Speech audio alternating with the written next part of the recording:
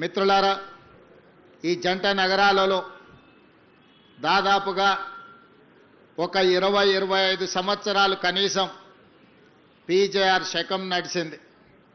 ఆనాడు ఇతర ప్రాంతాల నుంచి, ఇతర జిల్లాల నుంచి, ఇతర రాష్ట్రాల నుంచి ఈ నగరానికి ఉపాధి కోసం, జీవనోపాధి కోసం ఎవరు వచ్చినా వాళ్ళు నివసించడానికి నిల్వ నీడనిచ్చిన ఈ నగరంలో ఎక్కడైనా ప్రభుత్వ స్థలంలో వాళ్ళు సొంతంగా పేదవాళ్ళు ఒక చిన్న ఇల్లు కట్టుకున్నా, అదేవిధంగా ఉద్యోగ సంఘాలు లేదా ప్రైవేట్ వ్యక్తులు చిన్న చిన్న కాలనీలు కట్టుకొని మౌలిక వసతులు లేకపోయినా, లేదా వలస వచ్చిన వాళ్ళ మీద ఎవరైనా అన్యాయంగా దౌర్జన్యాలు చేస్తే ఆనాడు పీజేఆర్ గారు పిలిస్తే పలికే నాయకుడిగా ఈ పేదలందరికీ అండగా నిలబడ్డాడు. ఎప్పుడైనా, ఏ రాత్రి అయినా, ఏ పగలైనా పేదవాడికి కష్టం వచ్చిందంటే పలికే నాయకుడిగా, పిలిస్తే పలికే నాయకుడిగా పి జనార్దన్ రెడ్డి గారు ఎనలేని సేవలను అందించారు. వారు జంట నగరాలకే కాదు, ఆనాడు ఉమ్మడి ఆంధ్రప్రదేశ్లో కార్మిక నాయకుడిగా అటు విశాఖపట్నం కావచ్చు, విజయనగరం కావచ్చు, తిరుపతి కావచ్చు, లేదా కర్నూలు ప్రాంతంలో ఉండే కార్మికుల కోసము, జంట నగరాలలో ఉండే కార్మికుల కోసం నిరంతరం వారు శ్రమ చేస్తూ పేదవాళ్ళకు అండగా నిలబడి వారు ఒక గొప్ప పేరు, కీర్తిని సంపాదించి పెట్టినారు. అదేవిధంగా 1994 నుంచి 99 వరకు సిఎల్పి నాయకులుగా వారు చేసిన పోరాటం ఎప్పటికీ జంట నగర వాసులు మర్చిపోరు. ఆనాడు ముఖ్యంగా ప్రధానంగా 1989 నుంచి 92 వరకు దోమల్గూడలో ఉన్న ఏవీ కాలేజీలో నేను విద్యార్థిని, నేను డిగ్రీ చదువుకునేటప్పుడు ఆ దోమల్గూడ ఏవీ కాలేజ్ పక్కనే పి జనార్దన్ రెడ్డి గారి ఇల్లు ఉండేది. ఏ రోజు మేము కాలేజీకి వెళ్తున్నా వందలాది మంది పీజేఆర్ గారి ఇంటి ముందల పేదవాళ్ళు వారిని కలవడానికి, వారి సమస్యల్ని చెప్పుకోవడానికి వాళ్ళు ఎప్పుడూ పీజేఆర్ని కలిసేది. ఎప్పుడు చూసినా జనాల సందడితోనే పీజేఆర్ గారి ఇల్లు సమస్యల పరిష్కారానికి ఒక జనతా గ్యారేజ్ లాగా ఆనాడు పీజేఆర్ గారి ఇల్లు దోమల్గూడలో పేదలకు ఒక ధైర్యంగా పీజేఆర్ గారి నివాసం ఆ రోజు పేదలకు అండగా ఉండే. ఆనాడు విద్యార్థిగా పి జనార్దన్ రెడ్డి గారు మంత్రిగా ఉన్నప్పుడు పి జనార్దన్ రెడ్డి జంట నగరాల సమస్యల కోసం పోరాడుతున్నప్పుడు వారిని చూడడం జరిగింది. ఇదే కాదు, వారు ప్రతిపక్షంలో ఉన్నప్పుడు హైదరాబాదు నగర దాహార్తిని తీర్చడానికి హైదరాబాదు నగరంలో తీవ్రమైన నీటి ఎద్దడి సమస్య ఉండేది. ఎండాకాలం వచ్చిందంటే సచివాలయం ముందు కుండల ప్రదర్శన ఉండేది. వేలాది మంది మహిళలు అక్కడ పీజేఆర్ గారి నాయకత్వంలో ధర్నాలు చేసేది. ఆనాటి ప్రభుత్వం మీద పీజేఆర్ గారు చేసిన పోరాటం వల్ల కృష్ణానది జలాలను తీసుకొచ్చి నాగార్జున సాగర్ నుంచి హైదరాబాద్కి కృష్ణానది జలాలను తరలించి హైదరాబాదు నగర ప్రజల దాహార్తిని తీర్చడానికి ఆనాడు పీజేఆర్ గారు చేసిన పోరాటమే ఈరోజు హైదరాబాదు నగర ప్రజల యొక్క దాహార్తిని తీర్చే అవకాశంగా ఏర్పడ్డది. ఆనాడు వారి పోరాటమే భవిష్యత్తులో గోదావరి జలాలు, మంజిరా జలాలు, సింగూరు జలాలు, కృష్ణానది జలాలను తీసుకొచ్చి దాదాపుగా 1,20,00,000 మంది జనాభా ఉన్న ఈ నగరానికి ఈరోజు తాగునీటి సమస్యను తీర్చడం జరిగింది. దానికి ప్రతి పేదవాడు ఇవాళ నగరంలో ఎవరైతే సురక్షితమైన మంచినీటిని తాగుతున్నారో వాళ్ళందరూ కూడా పీజేఆర్ గారిని గుర్తు చేసుకొని స్మరించుకోవాల్సిన సందర్భం. అదేవిధంగా ఖైరతాబాద్ శాసనసభ నియోజకవర్గం అంటే ఆనాడు దేశంలోనే పేరెన్నికగానే, నాకు తెలిసి దేశంలోనే అత్యధిక జనాభా, అత్యధిక ఓటర్లు ఉన్న శాసనసభ నియోజకవర్గం కింద ఆనాడు ఖైరతాబాద్ శాసనసభ నియోజకవర్గం ఉన్నది. 2004 ఎన్నికల సందర్భంగా నాకు తెలిసినంత వరకు ఖైరతాబాద్ శాసనసభ నియోజకవర్గం 7.5 లక్షల ఓట్లతోనే ఆనాడు ఖైరతాబాద్ నియోజకవర్గం ఉన్నది. అయితే ఈరోజు హైటెక్ సిటీగా మనం చెప్పుకునే ఈ ప్రాంతం అభివృద్ధి పదం వైపు నడిచి ప్రపంచ దిగ్గజ కంపెనీలకు ఇవాళ వేదికైన ఈ షేర్లింగంపల్లి, గచ్చిబౌలి ప్రాంతం ఆనాడు ఖైరతాబాద్ శాసనసభ నియోజకవర్గంలో ఒక భాగమే అన్న సంగతి ఇవాళ మనం అందరం గుర్తు చేసుకోవాల్సిన అవసరం ఉన్నది. మిత్రులారా, ఈరోజు మనం హైటెక్ సిటీ అని పిలిచే ఈ హైటెక్ సిటీ 1992లో పీజేఆర్ గారు మంత్రి ఉన్నప్పుడు, నేదురుమల్లి జనార్దన్ రెడ్డి గారు ముఖ్యమంత్రిగా ఉన్నప్పుడు, పెద్దలు పివి నరసింహారావు గారు ప్రధానమంత్రిగా దేశానికి సేవలు అందించినప్పుడు రాజీవ్ గాంధీ టెక్నాలజీ పార్కు కింద ఇక్కడ హైటెక్ సిటీకి మొట్టమొదట పునాది రాయేసి ఆనాడు ప్రారంభోత్సవ కార్యక్రమం పి జనార్దన్ రెడ్డి గారి నేతృత్వంలోనే పునాది రాయబడ్డది. ఆ తర్వాత కాలాంతరంలో దాన్ని మహారాష్ట్రకు తరలించాలని కుట్రలు జరిగితే కూడా పీజేఆర్ గారు అడ్డం పడి ఆ హైటెక్ సిటీని ఆనాడు రాజీవ్ గాంధీ టెక్నాలజీ పార్క్గా పిలిచిన ఆ సాంకేతిక నైపుణ్యాన్ని ఇక్కడనే వారు ఆపినారు. ఆ తర్వాత వచ్చిన ఆంధ్రప్రదేశ్ ముఖ్యమంత్రిగా చంద్రబాబు నాయుడు గారు బాధ్యతలు చేపట్టిన తర్వాత 1998లో రాజీవ్ గాంధీ టెక్నాలజీ పార్కును హైటెక్ సిటీగా మార్చి ఆనాటి ప్రధానమంత్రి అటల్ బిహారీ వాజ్పేయి గారిని పిలిపించి పెద్ద ఎత్తున అక్కడ అభివృద్ధి కార్యక్రమాలు తీసుకొచ్చి ఆనాడు సైబరాబాదు ప్రణాళికలు రచించి చంద్రబాబు నాయుడు గారు ఈ ప్రాంతాన్ని అభివృద్ధిని ఇంకొక స్థాయికి తీసుకెళ్లడానికి వారి కృషి చేసిండ్రు. ఆనాడు పివి నరసింహారావు గారు ప్రధానమంత్రిగా ఉన్నప్పుడు నేదురుమల్లి జనార్దన్ రెడ్డి గారు మంత్రిగా ముఖ్యమంత్రిగా ఉన్నప్పుడు వేసిన శిలాఫలకమే పునాది రాయే ఆ తర్వాత హైటెక్ సిటీగా మారింది. అటల్ బిహారీ వాజ్పేయి చంద్రబాబు నాయుడు గారి నేతృత్వంలో ఈరోజు ఈ ప్రాంతం అంతా విస్తరించింది. ఇవాళ ఈ ప్రాంతంలో ప్రపంచ దేశాలలో దిగ్గజ కంపెనీలైన అది గూగుల్ కావచ్చు, ఇన్ఫోసిస్, మైక్రోసాఫ్ట్ కావచ్చు, ఇట్లా చెప్పుకుంటూ వెళ్తే 500 ఫార్చ్యూన్ కంపెనీలలో 85 ఫార్చ్యూన్ కంపెనీలు ఇవాళ ఈ ప్రాంతంలో శేర్లింగంపల్లి నియోజకవర్గంలో వాటి కార్యక్రమాలు కొనసాగిస్తున్నాయంటే ఆనాటి ప్రధానమంత్రులు పివి నరసింహారావు గారు, అటల్ బిహారీ వాజ్పేయి గారు తీసుకున్న నిర్ణయమే ఈరోజు ఈ నగరం ఒక మహానగరంగా రాణించడమే కాదు, ప్రపంచ దేశాలలో ఉన్న దిగ్గజ కంపెనీలు ఇవాళ ఈ ప్రాంతానికి వచ్చినాయి. లక్షలాది మంది నిరుద్యోగ యువకులకు ఉద్యోగ ఉపాధి అవకాశాలు కల్పించినాయి. ఇదే కాదు, ఇవాళ ఈ తెలంగాణ ఆర్థిక ఆదాయంలో దాదాపుగా 60-65% నగరం నుంచే ఆదాయం వస్తుంది. ఆ ఆదాయమే ఈరోజు తెలంగాణ రాష్ట్ర అభివృద్ధికి మనం వినియోగించుకుంటున్నాం. మరి అలాంటిది ఈ నగరాన్ని ఇంకా గొప్ప నగరంగా తీర్చిదిద్దాలన్న ఆలోచన మళ్ళీ శ్రీమతి సోనియా గాంధీ గారి నేతృత్వంలో ఏర్పడ్డ తెలంగాణ రాష్ట్రంలో ప్రజాపాలన ఇందిరమ్మ రాజ్యం వచ్చిన తర్వాత 2023 డిసెంబర్ 7 నాడు మళ్ళీ అదే సంకల్పంతో అభివృద్ధి పదం వైపు నడిపించాలని మేము ముందుకు వచ్చినాం. దాంట్లో భాగంగా అరకపూడి గాంధీ గారు కావచ్చు, మహేందర్ రెడ్డి గారు కావచ్చు, గద్వాల విజయలక్ష్మి గారు కావచ్చు, డిప్యూటీ మేయర్ కావచ్చు, లేదా వేదిక మీద ఉన్న చాలా మంది కార్పొరేటర్లు ఈ నగర అభివృద్ధిలో భాగస్వాములం అవుతాం, మీకు అండగా నిలబడతాం, మీరు చేసే ప్రయత్నానికి మేము సంపూర్ణంగా సహకరిస్తామని చెప్పి ఈరోజు ఈ ప్రజాప్రతినిధులందరూ కూడా ముందుకు వచ్చి ప్రభుత్వం చేసే అభివృద్ధి కార్యక్రమాల్లో భాగస్వాములు అవ్వడమే కాదు, వాళ్ళ అనుభవాలను వాళ్ళ సూచనలను ఈరోజు ప్రభుత్వానికి అందిస్తున్నారు. వాళ్ళందరూ అభివృద్ధిలో భాగస్వాములు కావాలి. ఈ నగరం ఒక గొప్ప నగరంగా అభివృద్ధి చెందాలి. ఈ నగరం బెంగళూరుతోనో, ఢిల్లీతోనో, ముంబైతోనో, చెన్నైతోనో పోటీ కాదు. ఈ నగరం న్యూయార్క్తోనో, టోక్యోతోనో, జపాన్తోనో పోటీ పడాలి, సింగపూర్ అంత గొప్పగా ఎదగాలి అని వీళ్ళందరూ ముందుకొచ్చి ఈనాడు ఈ ప్రభుత్వానికి అండగా నిలబడి ముందుకు వెళ్తున్నారు. ఎప్పుడైనా మంచి పనులు చేసేటప్పుడు ఇవాళ వీళ్ళే కాదు, ఆనాడు దేవతలు యజ్ఞాలు చేసినప్పుడు కూడా రాక్షసులు వచ్చి ఆ యజ్ఞానికి భంగం కలిగించడానికి ప్రయత్నం చేసిండ్రు. అంత మాత్రాన దేవతలు చేసే యజ్ఞాన్ని ఎక్కడ వాళ్ళ అవంతరాలు కల్పించిన ఆగిపోలేదు.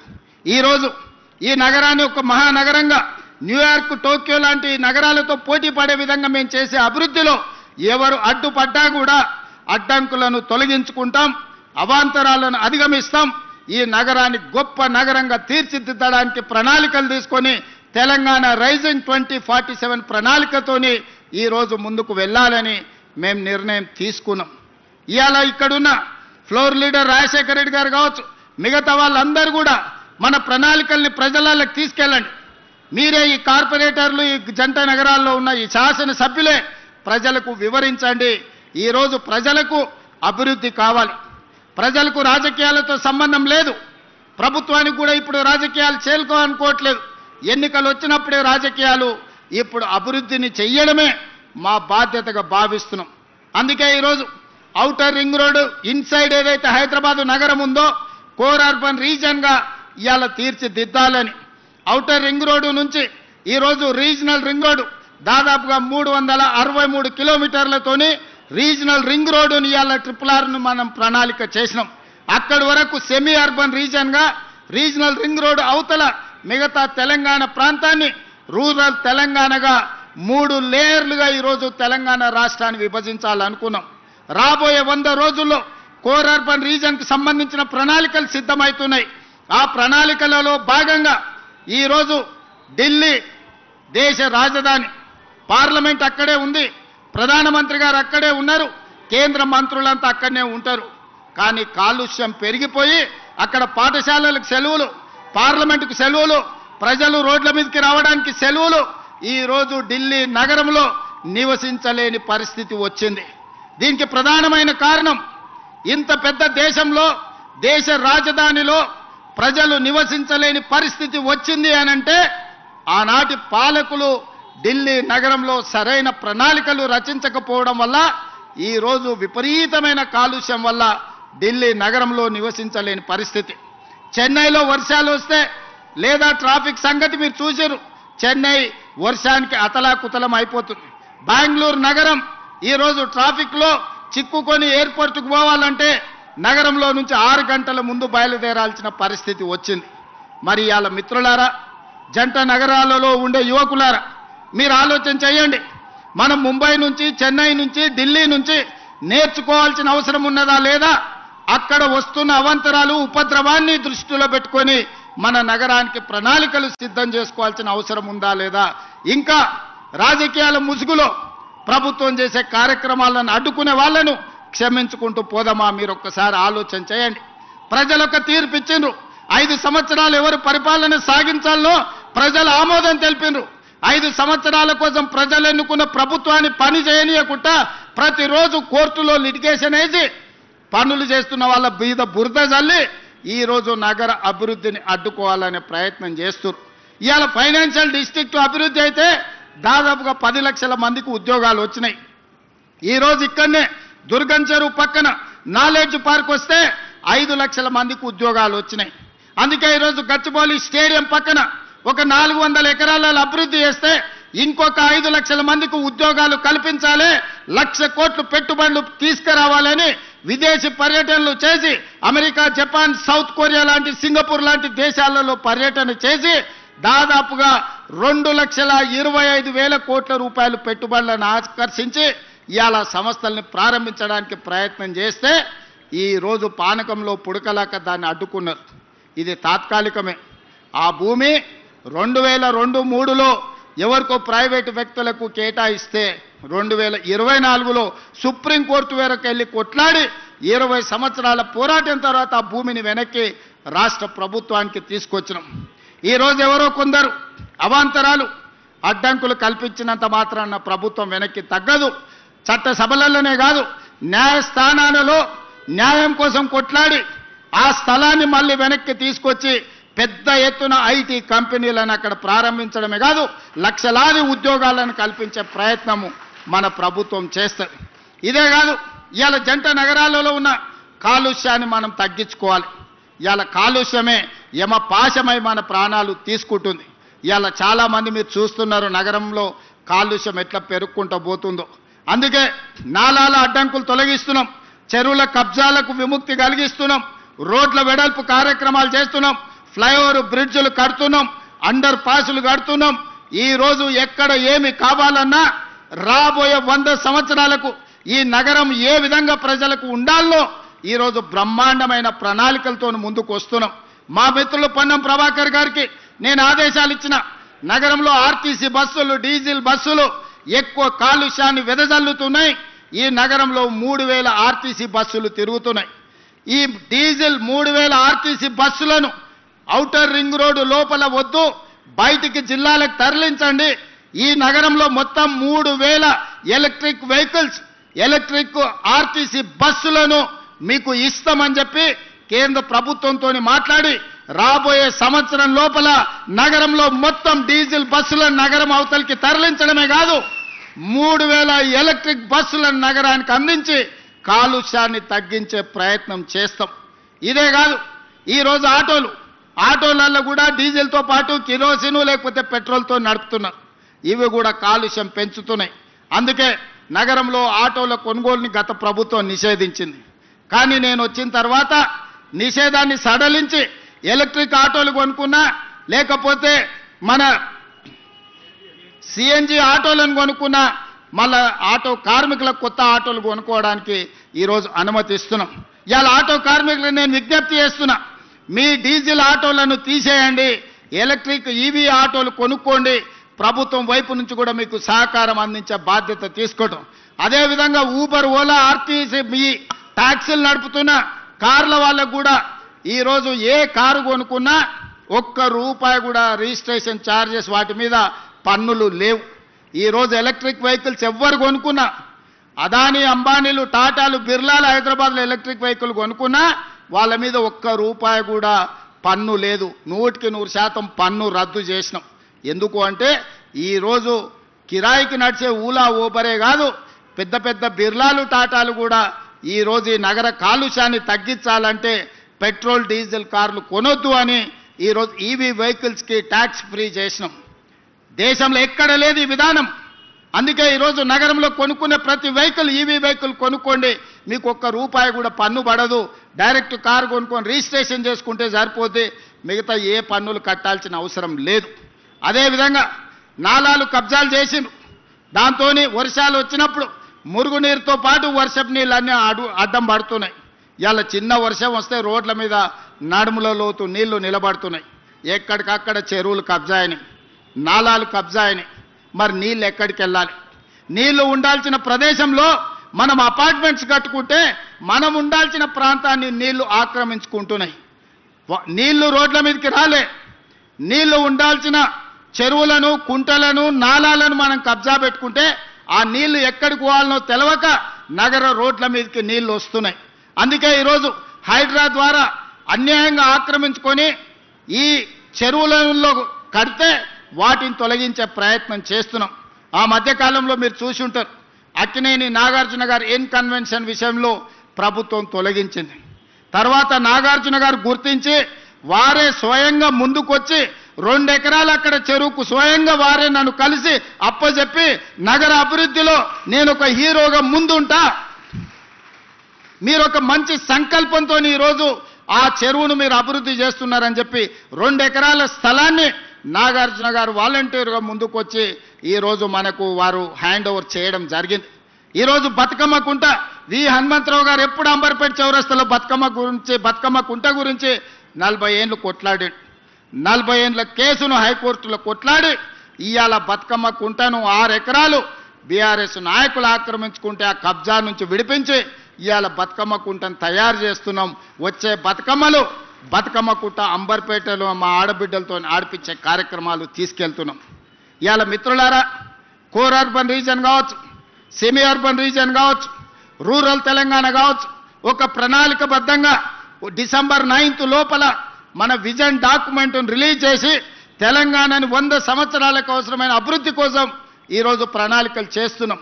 ఇదే కాదు, అక్కడ ఎయిర్పోర్ట్ ఉంది, ఇక్కడ నగరం ఉంది.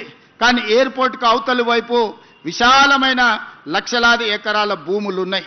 అందుకే అక్కడ 30,000 ఎకరాలల్లా భారత్ ఫ్యూచర్ సిటీ అని ఒక గొప్ప నగరాన్ని నిర్మించాలని ఎయిర్పోర్ట్ నుంచి మెట్రో రైలుతో పాటు పెద్ద హైవే కారిడార్స్ వేసి ఈరోజు ఒక నగరాన్ని మనం నిర్మించుకోబోతున్నాం. ప్రపంచంతోనే పోటీ పడే నగరాన్ని అక్కడ స్పోర్ట్స్ యూనివర్సిటీ, అదేవిధంగా ఆర్టిఫిషియల్ ఇంటెలిజెన్స్కి సంబంధించిన ఇన్వెస్ట్మెంట్స్, అదేవిధంగా ఫార్మా కంపెనీలకు నాన్ పొల్యూటెడ్ ఇండస్ట్రీస్ కోసం, ఐటీ కంపెనీల కోసం, అదేవిధంగా ప్రజలు నివసించడానికి అవసరమైన ఒక్క గొప్ప నగరాన్ని ఈరోజు అక్కడ నిర్మించుకోబోతున్నాం. 30,000 ఎకరాలల్లా దాదాపుగా 20,000 ఎకరాలు ఓపెన్ ఏరియా, ఒక 15,000 ఎకరాలు అయితే మొత్తం ఫారెస్ట్ కిందనే డెవలప్ చేస్తున్నాం. ఎందుకంటే ఈరోజు కాలుష్యం లేని నగరాన్ని నిర్మించాలి, నెట్ జీరో సిటీని నిర్మించాలని 30,000 ఎకరాలల్లా దాదాపుగా 15,000 ఎకరాలను పార్కుల కిందనే వదిలేస్తున్నాం. మిగతా 15,000 ఎకరాలలో రోడ్లు, ఇతర అభివృద్ధిని చేసుకుంటూ ఒక గొప్ప నగరానికి ఈరోజు ప్రణాళిక చేస్తున్నాం. ప్రపంచమంతా ఈరోజు భారత్ ఫ్యూచర్ సిటీ వైపు చూస్తుంది. ఆనాడు చంద్రబాబు నాయుడు గారు లేకపోతే ఇతరులు, ఆ తర్వాత రాజశేఖర రెడ్డి గారు ఈ సైబరాబాదును హైటెక్ సిటీ ప్రాంతాన్ని అభివృద్ధి చేస్తామంటే అందరు నవ్విండ్రు. ఇది అయ్యేదేనా? ఔటర్ రింగ్ రోడ్డు వచ్చేదేనా? అంతర్జాతీయ ఎయిర్పోర్టు పూర్తి అయ్యేదేనా అని. కానీ ఇవాళ మిత్రులారా, మీ కల్లారా చూస్తున్నారు ఈ అభివృద్ధిని. ఔటర్ రింగ్ రోడ్డును చూశారు, అంతర్జాతీయ ఎయిర్పోర్టును చూశారు, హైటెక్ సిటీని చూశారు, గచ్చిబౌలి చౌరస్తాను చూశారు. ఒకనాడు ఈ ప్రాంతానికి రావాలంటే 6 తర్వాత ఊరికి పోయినట్టు ఉండేది. ఇవాళ నగరమే ఇక్కడ ఉన్నది, అక్కడున్న నగరం నిద్రపోతుంది 9 తర్వాత. ఇక్కడ 24 గంటలు ఉద్యోగ ఉపాధి అవకాశాలతోని తలతల మెరుస్తుంది. ఈ ప్రాంతం కలకలలాడుతుంది. ఈ ప్రాంతం నుంచే ఈరోజు రాష్ట్రానికి అత్యధికంగా పన్నులు వసూలవుతున్నాయి. ఈ ప్రాంతాన్ని అభివృద్ధి చేయడం మా బాధ్యత. మా మిత్రుడు అరకపూడి గాంధీ గారు ఈ ప్రాంతానికి ఏం ప్రణాళికలు తీసుకొచ్చినా మా కమిషనర్ గారికి, మా హెచ్ఎండిఏ కమిషనర్కు, మున్సిపల్ కమిషనర్కు, ఎంఏయుడి ప్రిన్సిపల్ సెక్రటరీకి, అదేవిధంగా మెట్రో వాటర్ వర్క్స్ వాళ్ళకు ఆదేశాలు ఇచ్చిన ఈ ప్రాంతానికి అవసరమైన నిధులకు మీరు ఎక్కడ కూడా ఆపాల్సిన అవసరం లేదు. ఎందుకంటే ఒకనాటి ఖైరతాబాదు 7 అసెంబ్లీలు అయింది. ఇవాళ కుత్బుల్లాపూర్, కంటోన్మెంట్, కుక్కట్పల్లి, షేర్లింగంపల్లి, ఖైరతాబాద్, జూబ్లీ హిల్స్, అంబర్పేటలో కొంత భాగం, ఇవన్నీ ఆనాడు పీజేఆర్ గారు నాయకత్వం వహించిన ఖైరతాబాద్ నియోజకవర్గం 7 అసెంబ్లీలు అయింది. ఇవాళ షేర్లింగం అది 2009లో. మరి 2009కి 2029కి ఒకే రకమైన పోలిక ఉంది. ఆనాడు పీజేఆర్ గారు నాయకత్వం వహించిన ఖైరతాబాద్ 7 అసెంబ్లీలు అయి 7 మందిని ఎమ్మెల్యేలు చేసింది. ఈరోజు మా మిత్రుడు అరకపూడి గాంధీ నాయకత్వం వహించే షేర్లింగంపల్లి కనీసం 4 అసెంబ్లీలు అవుతుంది 29లో. నియోజకవర్గాల పునర్విభజన జరగబోతుంది. నియోజకవర్గాల పునర్విభజన 2029లో జరగబోతుంది. 2009లో ఏ విధంగా అయితే 6-7 మంది కొత్త ఎమ్మెల్యేలను అందించడానికి ఖైరతాబాద్ ఉపయోగపడ్డదో, రేపు ఈ షేర్లింగంపల్లి నియోజకవర్గం కూడా ఈరోజు మిత్రుడు అరకపూడి గాంధీ చేస్తున్న అభివృద్ధి మళ్ళా 4-5 ఎమ్మెల్యేలను కొత్తలను తయారు చేయడానికి ఉపయోగపడుతుంది.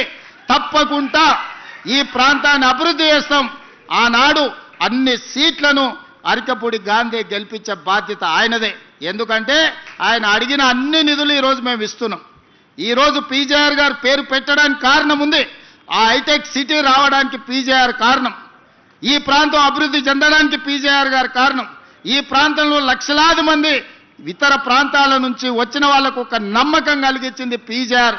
అందుకే వారి పేరు పెట్టడం సముచితం అని చెప్పి ఒక గొప్ప నాయకుడిని స్ఫూర్తిగా తీసుకొని ఇవాళ ఈ మన ఫ్లైఓవర్కి పేరు పెట్టుకున్నాం. రేపు పొద్దుగాల షేర్లింగంపల్లిలో జరిగే అభివృద్ధి రాష్ట్రానికి ఆదర్శంగా ఉండాలి.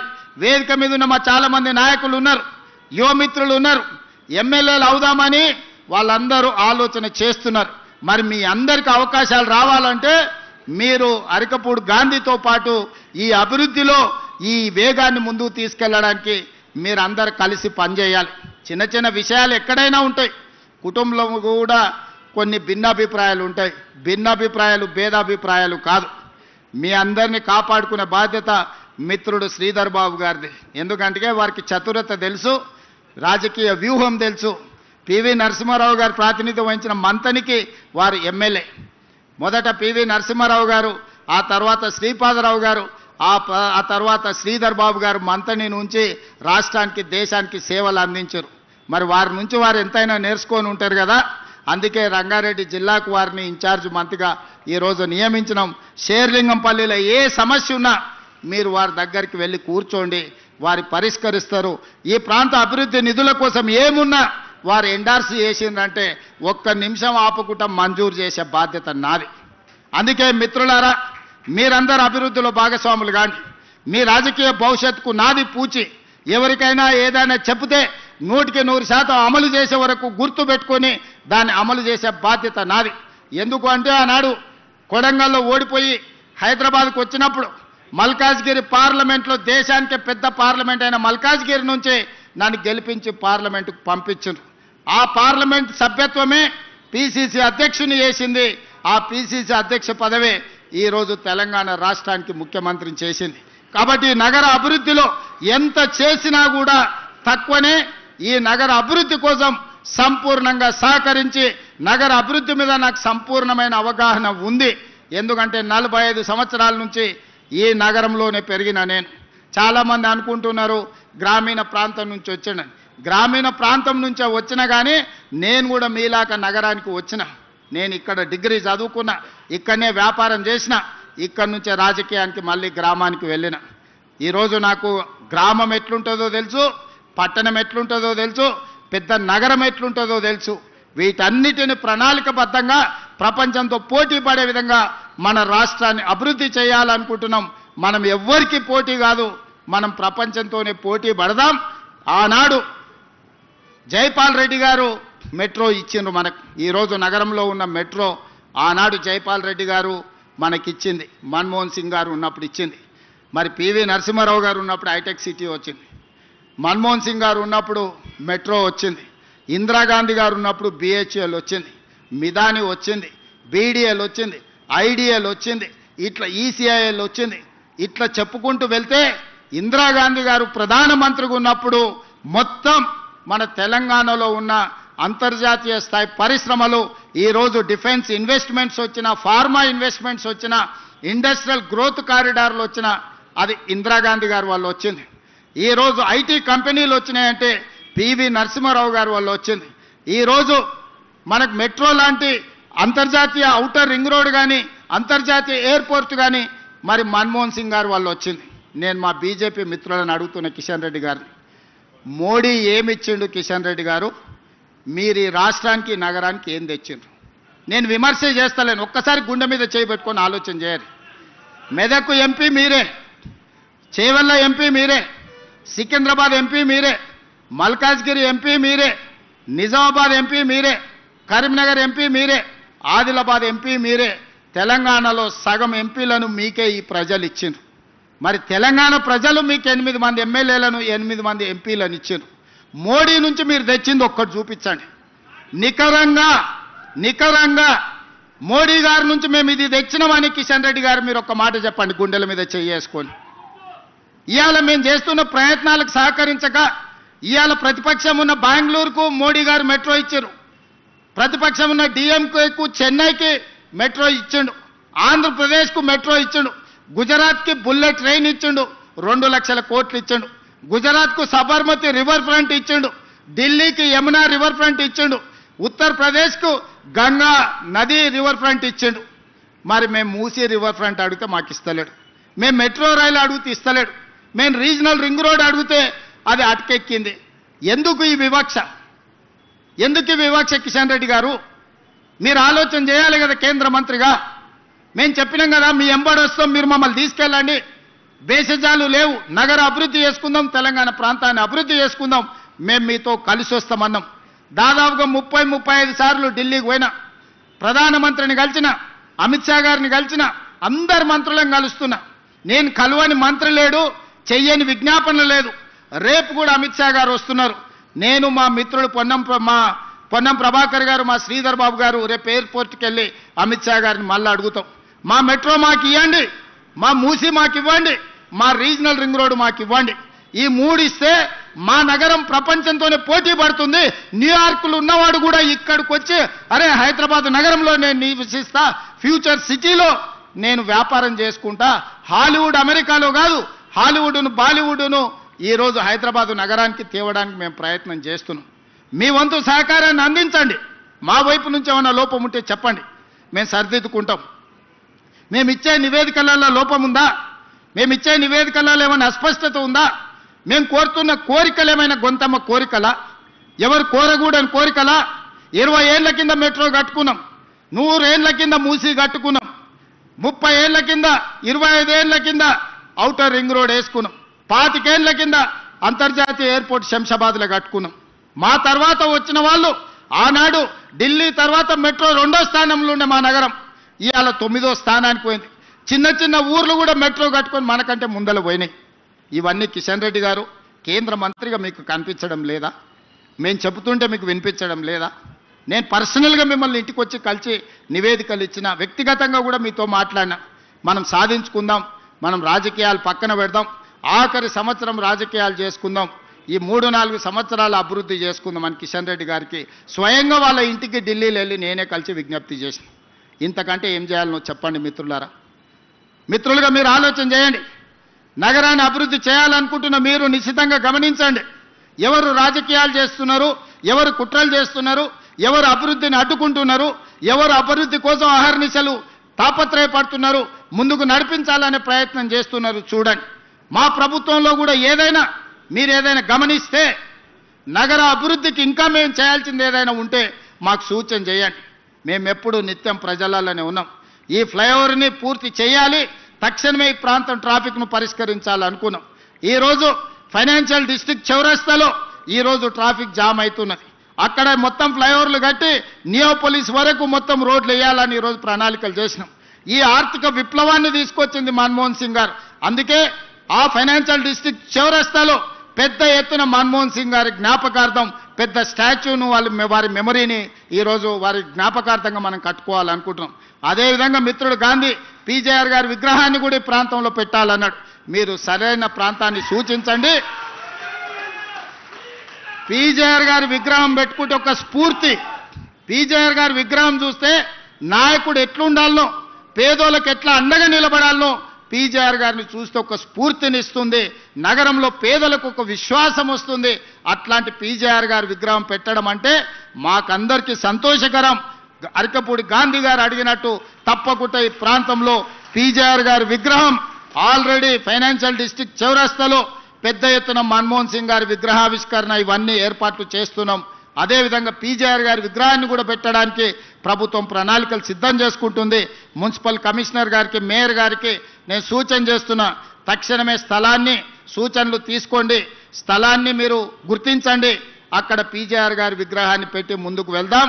ఈ కార్యక్రమంలో పాల్గొని అభివృద్ధిలో భాగస్వాములు కావాల్సిందిగా మీ అందరికీ విజ్ఞప్తి చేస్తూ మన నగరాన్ని గొప్పగా అభివృద్ధి చేసుకుందాం. 3 సంవత్సరాలు రాజకీయాలు పక్కన పెడదాం. 2028 వరకు రాజకీయాల చర్చ వద్దు. 28 తర్వాత ఎన్నికలు ఉంటాయి. ఆఖరి సంవత్సరం ఎన్నికలు, రాజకీయాల గురించి మాట్లాడుకుందాం. ఇప్పుడు అభివృద్ధి కోసం మనందరం కలిసికట్టుగా కృషి చేద్దాం.